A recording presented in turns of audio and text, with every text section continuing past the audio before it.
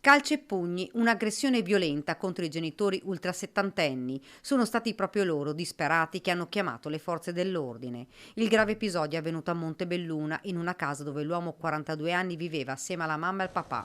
Quando i carabinieri sono entrati nell'abitazione delle vittime, si sono trovati di fronte a una scena straziante: feriti, contusi, maschere di sangue. Immediatamente è stato chiamato il 118, che ha portato i due anziani in ospedale. La donna ne avrà per 40 giorni. Più grave le condizioni dell'uomo, che è stato ricoverato e forse dovrà essere sottoposto ad un intervento chirurgico. Una notizia ovviamente inascoltabile, ovviamente la mia solidarietà va nei confronti dei genitori di questo ragazzo. Vorrei fare anche un ringraziamento ulteriore alle forze dell'ordine che sono intervenute risolvendo questa situazione. L'uomo, una furia, quando ha visto i carabinieri, 3 pattuglie sul posto, si è scagliato contro di loro con strattoni e spintoni, rendendo necessaria la sua immobilizzazione forzata. Il 42enne, in evidente stato di alterazione psicofisica e con problemi legati all'alcol, è stato arrestato. Deve rispondere di maltrattamenti, lesioni gravi e resistenza pubblico ufficiale. Oggi l'uomo è stato interrogato dal magistrato ed ha raccontato la sua versione.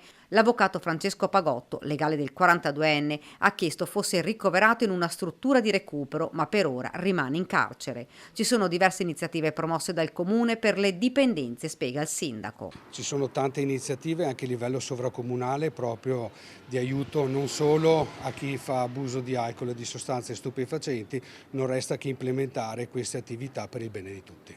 L'uomo, che lavora presso un supermercato, pare non fosse la prima volta che litigava violentemente con i genitori. Rimane il terrore e il dolore vissuto da questi due anziani picchiati dal proprio figlio.